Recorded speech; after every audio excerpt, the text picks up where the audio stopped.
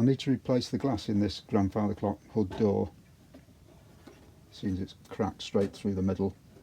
It's a shame because it's a nice old piece of glass. It's the original glass. It's got some nice blemishes in it, and it's quite a big bend in it as well. You can see it goes right back about 1/4 of an inch that side, not far off that side as well, and it's touching at the front. So it must have been difficult to cut, because if you press a straight edge on it, it'll just crack. Well, anyway, I've got to take that out, which is not that easy because you've got to get this putty out, which is really tough.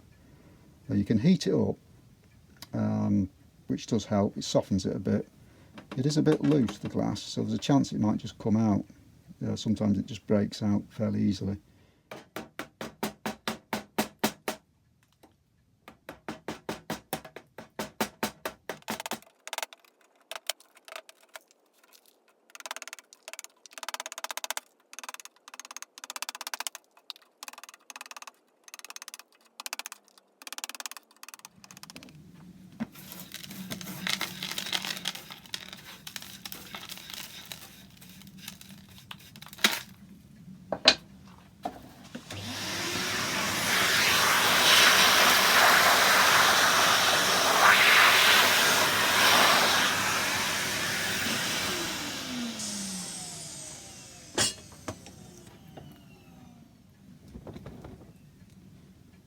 You need to make sure there aren't any bits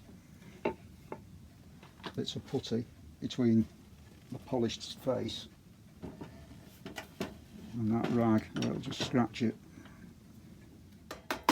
You need to wear some sort of eye protection, not just in case the glass breaks, but flying bits of putty ends up in your eye.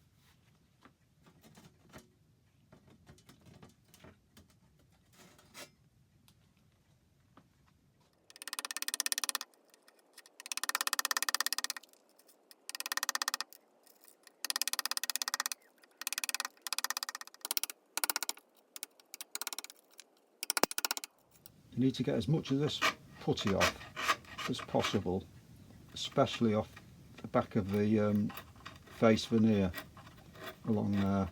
You don't want anything stopping the glass from being pushed in to the rebate. The original glass is only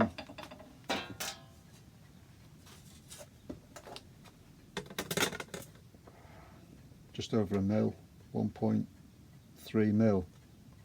Now the glass I've got to replace it with is going to be 3 mil. It's old glass, but it's 3 mil thick, so it's going to be closer to the hand stem, if you like, the shaft that holds the hands on the clock. And I don't know how much clearance I've got without, you don't want to shut the door and the glass hits that, so you've got to make sure the glass goes in as deep as possible. That glass had a dome in it as well, a bit of a curve, so that gave it a bit more clearance. They don't normally cause any problems, but they can, so you have to be aware of how long that hand shaft is. So you need to get all of this off, and as much of the side bits as well, so you can cut the glass and it's not going to interfere it with it when you're putting it in. But it is tough. You have to keep regrinding these. These are just chisels I'm not really bothered about. I use them for this type of work. I won't use my good ones. But it's better if you just grind them a bit. That's gone a bit dull. The other one has as well.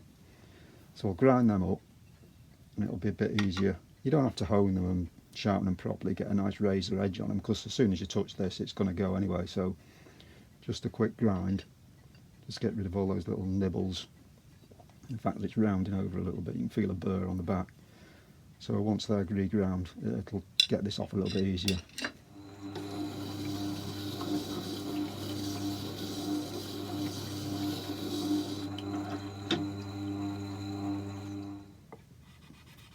Just getting rid of the burr on the back.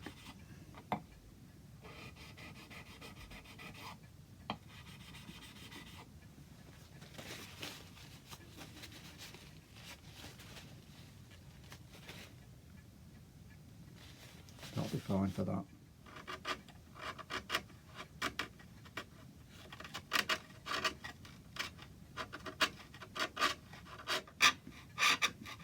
You also need to have a piece of wood behind to support the veneer so you don't damage it.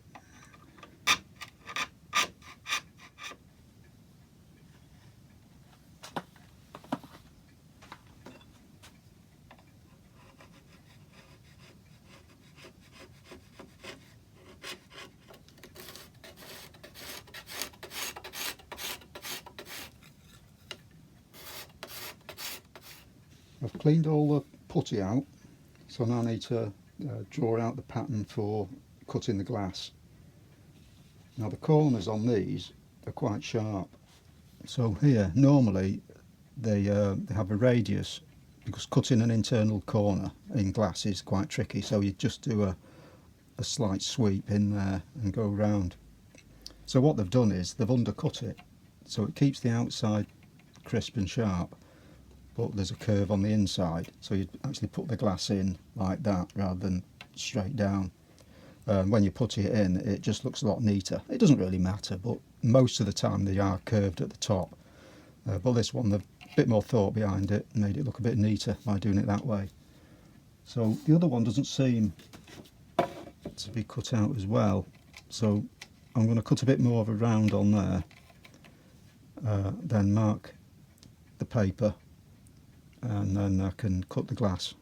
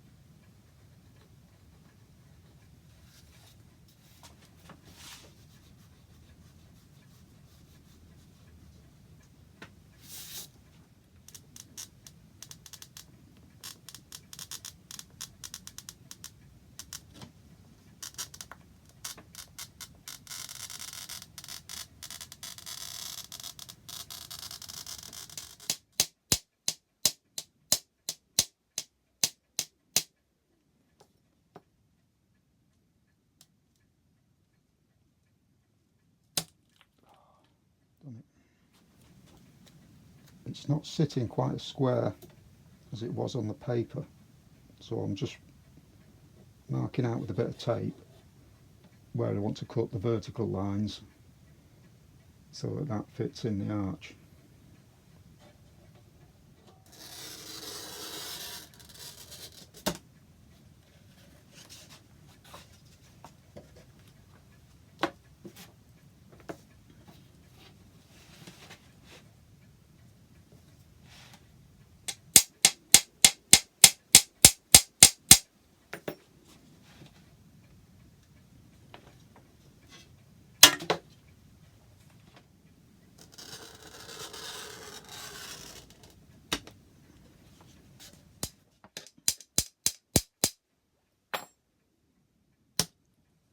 There we go. The glass is in. It's not a bad fit. It's actually better than the original, which was you could see the edge in parts. Not cut myself either, which is a bonus. So now I'm going to fit the glass. I'm not using putty, I'm going to use plaster. Yeah, it's easier to take out if the glass gets broken in a later date, but mainly it just dries quicker and then you can paint it to the colour you want. I've just added some aniline dye into some water just so it gets rid of that white. If you use putty, never use the brown stuff because it looks awful. Just use ordinary putty. When it's dry, you can paint it. This is just cheap plaster, that DIY stuff. It's fine.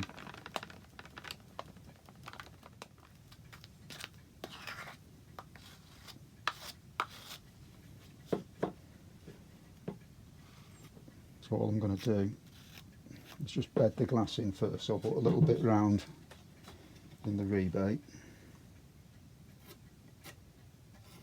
Something for the glass to sit on.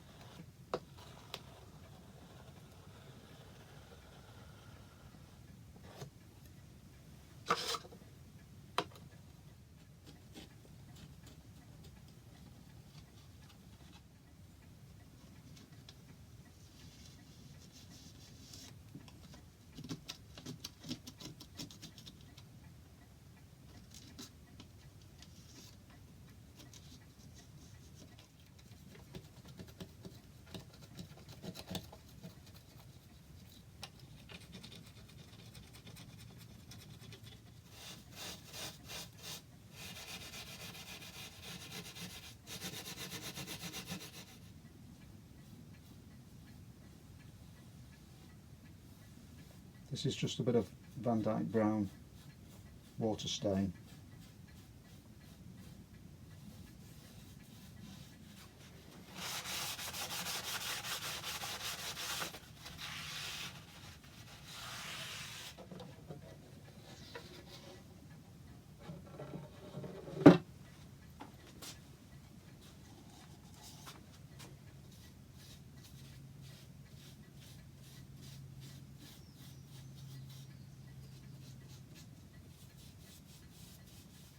You can see now that a little bit of the plaster needs trimming back on the other side because you can see it through the front.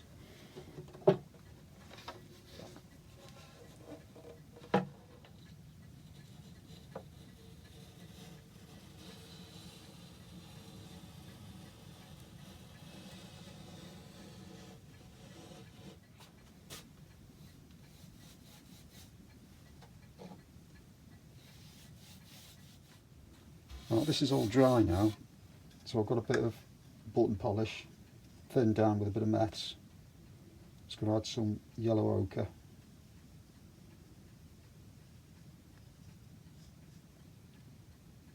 Some raw umber. I'll just paint on a few coats of this and keep adding until I'm happy with the colour.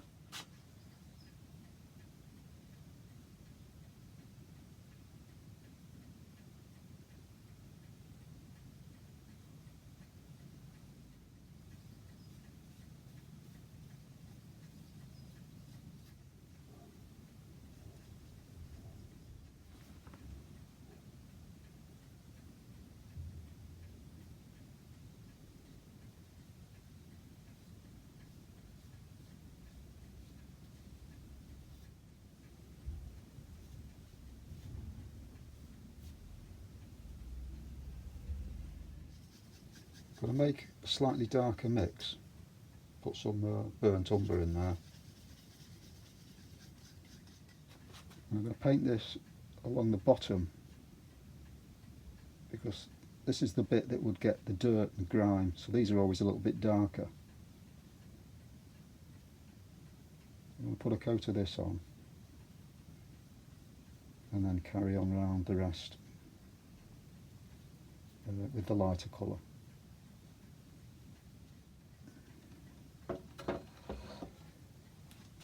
Could actually put a bit of black in that as well, I think.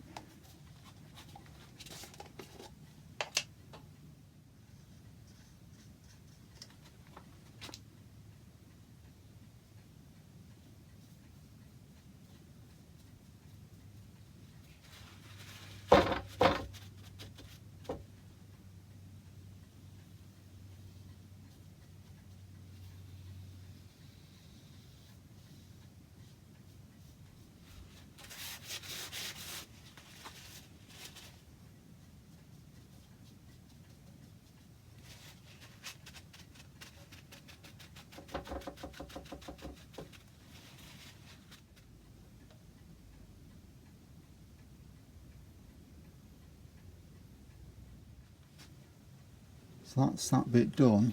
You can see this is an original. It's a similar colour. That's the glass in. Unfortunately,